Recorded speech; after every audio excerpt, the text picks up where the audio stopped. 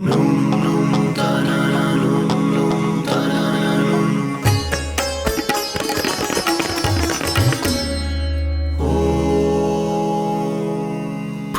degenerations within the body begin with something that confuses the system.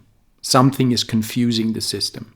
The system cannot, or the body cannot, respond the way it is designed to do. So there's value in suffering. So you end up feeling that your body or something within you is not right. And as a result of that, you begin to search for the answer. So without suffering, you wouldn't move to find out the answer to your suffering. Can we grow within our circle of comfort? That's the question that needs to be answered, because people are obsessed. Here in Switzerland, people are obsessed. It's not they like it, no, they're obsessed with their circle of comfort. As long as they're comfortable, everything is fine.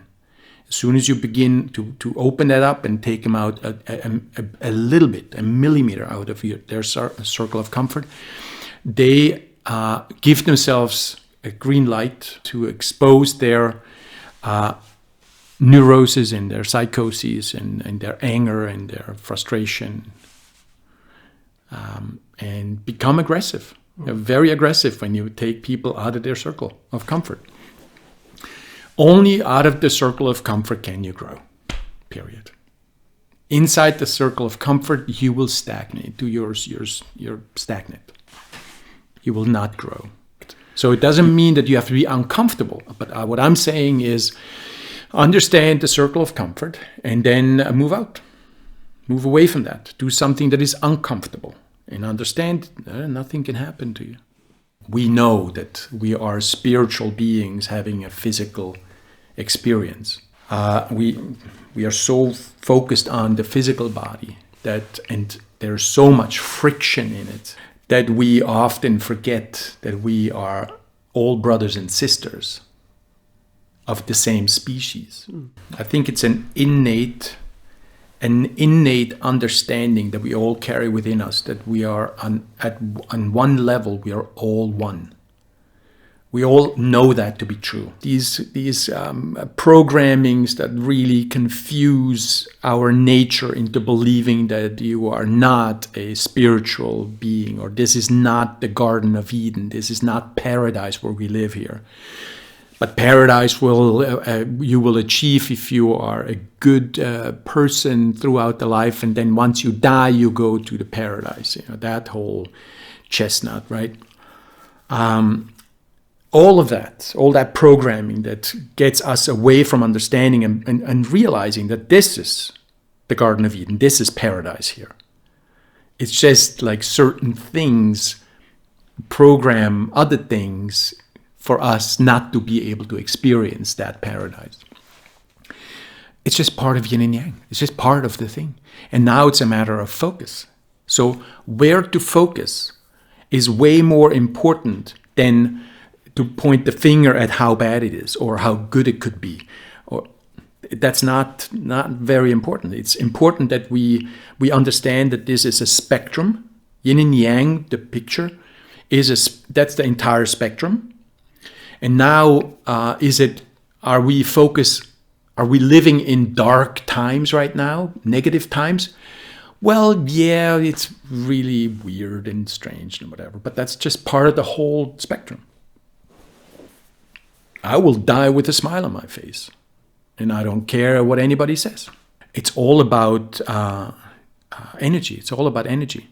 So it's the same thing with understanding, realizing, witnessing, observing, feeling these dark forces that are at work right now. And they are. There's no doubt in my mind. It's really happening.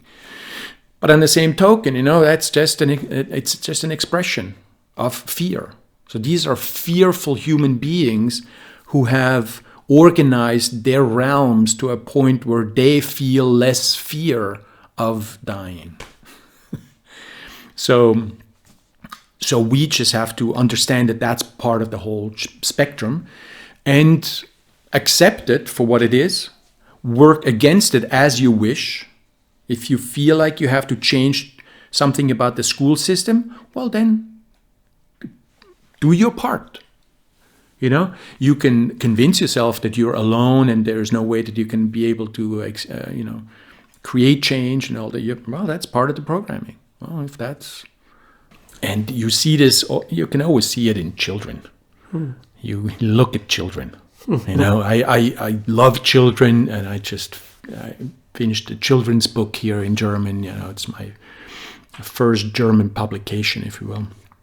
And I love to see or chat with children to see if they still have that childlike, innocent humor. And as soon as a child loses that, the programming has taken a hold of that psyche. There's friction. You can sense it. You can sense that there is friction. There's something not natural about this whole thing, And I have a sense that that may be a little different here in India. If you look at the symbol of Yin and Yang, there's a light version with a dark dot and a dark version with a light dot, and it all is in perfect balance. The light cannot exist without the dark, or the dark is just a part of the whole spectrum, if you will. And so these are the saying that always got me was, it's better to light a candle and curse the darkness. Every single person has an antenna that goes from your physical body through your spiritual body to God, if you will, or to the universal intelligence, or whatever you wish to call. And your antenna can naturally receive certain things, and other things you would have to work on it. But it's not that you have to learn. You're not learning it. All you're doing is you're removing the obstacles within your antenna so that you can receive that information freely from that field. It actually explains also spontaneous healing, by the way. Healing happens when there's no more friction between your spiritual body, your emotional and your mental body, and your physical body. But if you have emotional and mental issues, then there's friction in the expression of your spiritual self in your physical body, and that manifests as symptoms or disease or all that. Loneliness versus aloneness. Aloneness is a virtue, so people don't distinguish between these two words. In India, we have a very clear and a very beautiful word for alone. Aloneness is, we call it ekant. Ek means one, ant means end. End of even the one is ekant. And when you touch that space, you are not even one. You are just, one with the universe or one with everything. And that is a beautiful place to be. Yeah, it's perfect. Because, that's the programming is, if you're alone, you're lonely. No, wait. Watch yourself in the mirror. Do that little dance. Watch your eyes in the mirror. Look into your eyes in the mirror. Not quick. Do that for like 5 minutes. If you do 5 minutes, it feels like it's 15 minutes. But do it for 5 minutes. Look into your eyes. And don't tell me what you see in your iris. And if you don't see the stardust, like burst of a star in there, then you're not looking. Because this circle work, to get to know yourself in that first circle, that is very, very odd, because nobody teaches you that. Do that work. That's the most, and you do it for yourself. It's the best investment that you can ever do. Yeah. You can never lose. Aham Brahmasmi.